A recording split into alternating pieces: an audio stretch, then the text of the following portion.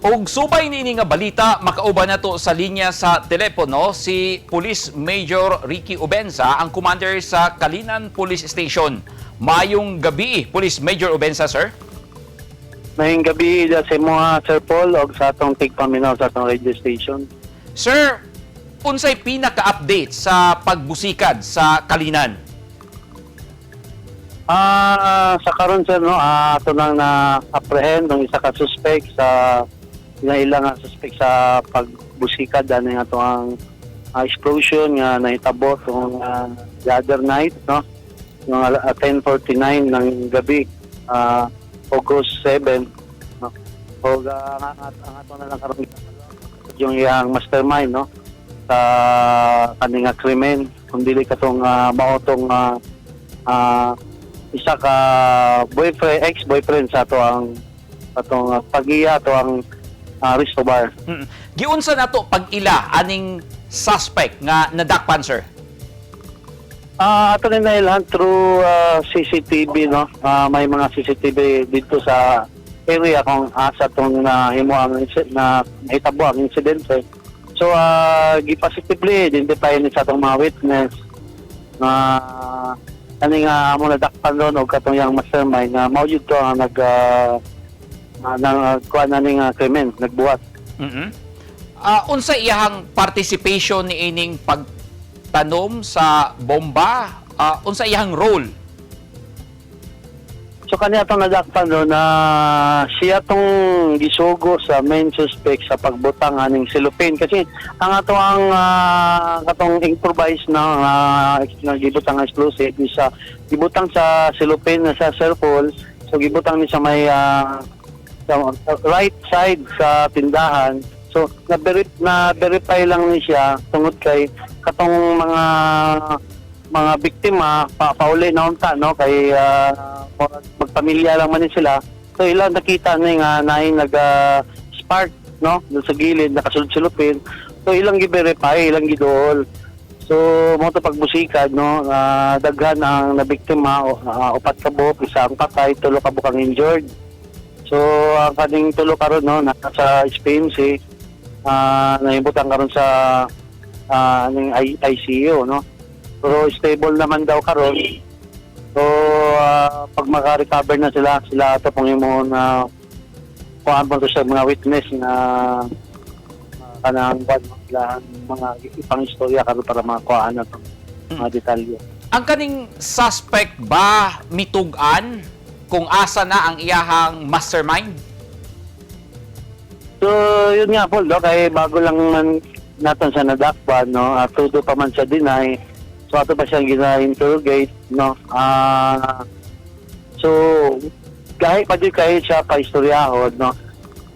Pero positively identify man siya sa itong mga witness. Sa itong mga Sakto ba, sir? Crime of passion ang motibo ni ining pagpamomba? Yun sir, no, kasi before pa nagbusikad ng bomba, gitry pa ni sila og bangga, no, kauban tong owner sa Resto Bar og katuyang yang recent nga boyfriend, no, dito sa may pausta.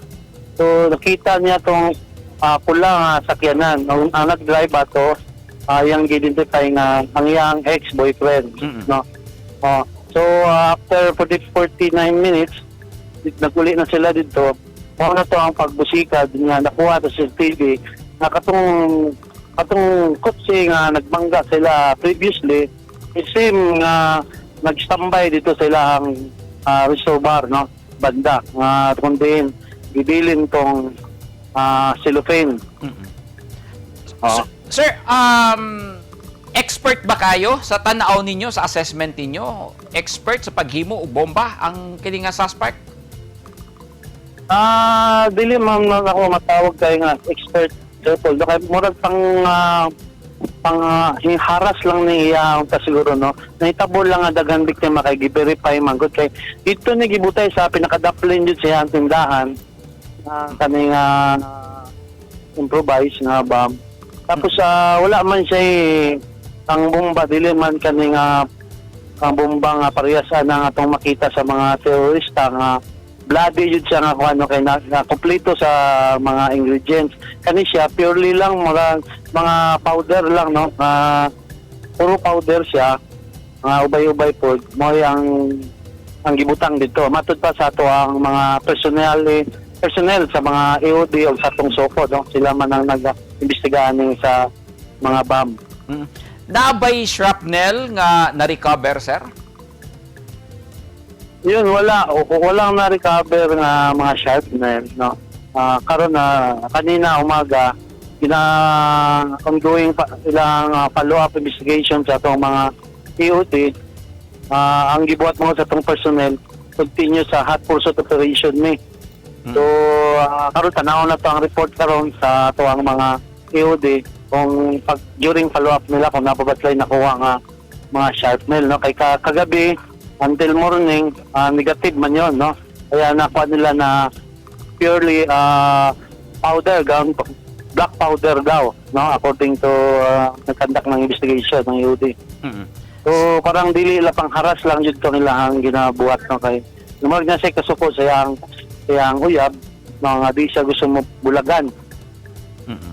Ang mga yana lang akat. Sir, unsay pagpakalma, unsay mensahe nimo karon sa mga taga-Kalinan kay sunod-sunod ang mga insidente din sa Kalinan nga nahitabo?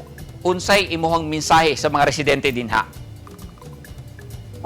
Sa atong komunidad diri sa Kalinan District, no, wala tay angay kagol kaya mga krimen lang diri sa only mga isolated lang, no. Wala mo ingon nga ginaingon na terrorist at atako dili siya ingana, no.